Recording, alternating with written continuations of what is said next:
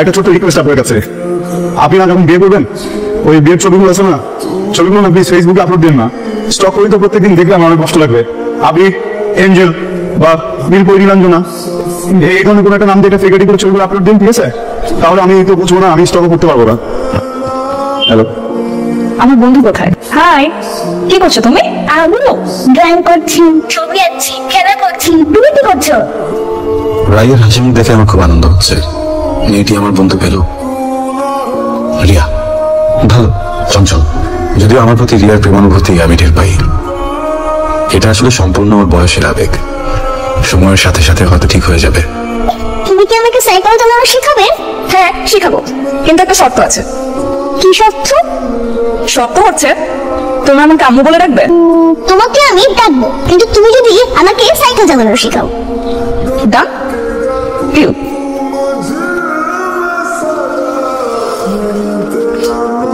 তুমি একটা ইরেসপন্সিবল মেয়ে। আমি ভাবছিলাম রায়কে তুমি ভালো রাখবা, পুরোটা আসলে আমার দোষ ছিল। যাও বেরো, বেরো, নিয়ে যাও। তোমাদের কাউকে যেন রায়ের আশেপাশে কখনো না দেখি। বুঝতে পেরেছি রায়ের জন্য তোমার মন খারাপ হচ্ছে, কিন্তু মা এটা তো একটা অ্যাক্সিডেন্ট ছিল। মা, তুমি রায়কে কালকে নিয়ে এসো। আসো, খেতে আসো, আমরা ঘুরতে যাবো। না, আমি আর কখনো রায়ের কাছে যাবো না। আচ্ছা, রায়ের বাবা কি তোমাকে কিছু বলেছে? না না বাবা, উনি কিছু বলেনি। খাবো না, একটু খাও, খাবো না বলছি তো। একটু খাও। তুমি শুধু শুধু আমাকে কেন এসেছো? সরি মা। আমাকে সরি বললে হবে? তোমাকে বলছো না বলো? বলবো। রিয়াকে থাপ্পড় মারায় রায়ের খুব খারাপ লেগেছে। শুধু রায় কষ্ট পেয়েছে বলে যে সরি বলবো তা না। রাগের মাথায় রিয়ার গায়ে হাত তোলা আমার একদম উচিত হয়নি, একদমই না।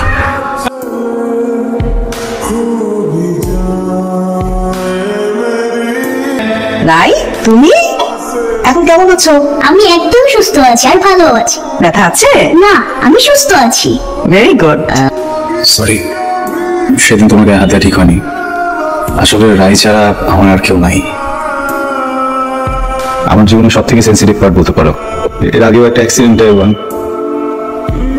আমি অনেক বড় কিছু হারিয়ে ফেলছি তো, কারণ আমিও তোমার মতো পাগল ছিলাম। বয়সটা হয়তো একরকম ছিল না,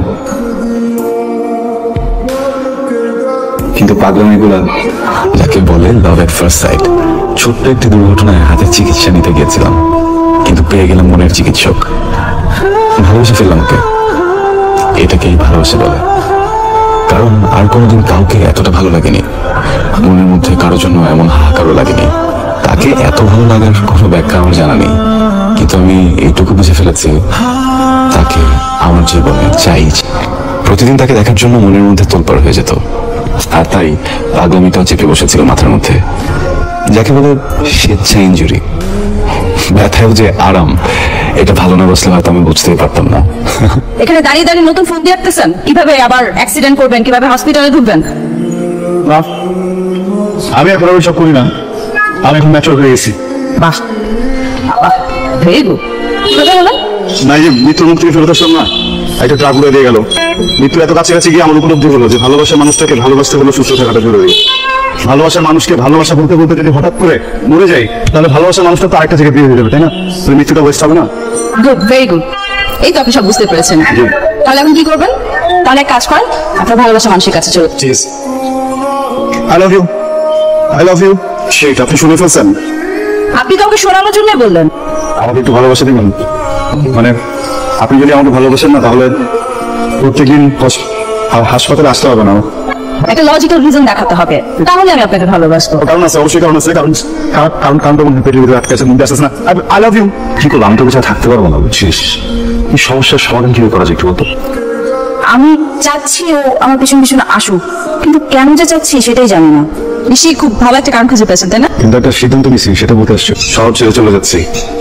আমি শিওর আপনার বাবা মা আপনার জন্য একটা মেয়ে ঠিক করেছে, তাই না? বাবা মা নাই, বুঝছেন? আমি এতিম। আমি কখনোই কোনো মেয়েকে বিয়ে করবো না।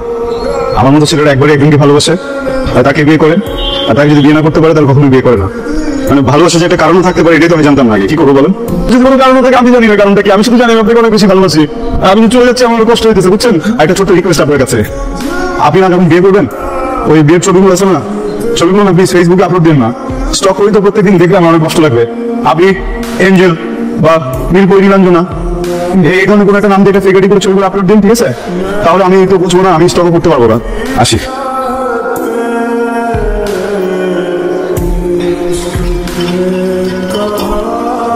সায়রা আমাকে ভালোবেসে ফেললো, কিন্তু তার ফ্যামিলি চাইতো সে যেন একজন ডাক্তার ছেলেকে বিয়ে করে। আমার মতো আইটি ফার্মে জব করা কোনো সাধারণ কাউকে না। কিন্তু সায়রা তো সিদ্ধান্তে অটল ছিল, ভালোবাসার মানুষকে সে হারাতে দিবে না। এই নিয়েও সে আমাদের সুখের রাজ্যে চাঁদের আগমন ঘটলো। রাহিয়ার জন্মের পরে আমরা যেন আরো পরিপূর্ণ, আমরা যেন অবিচ্ছিন্ন তিনটি আত্মা আনন্দে মেতে উঠতাম।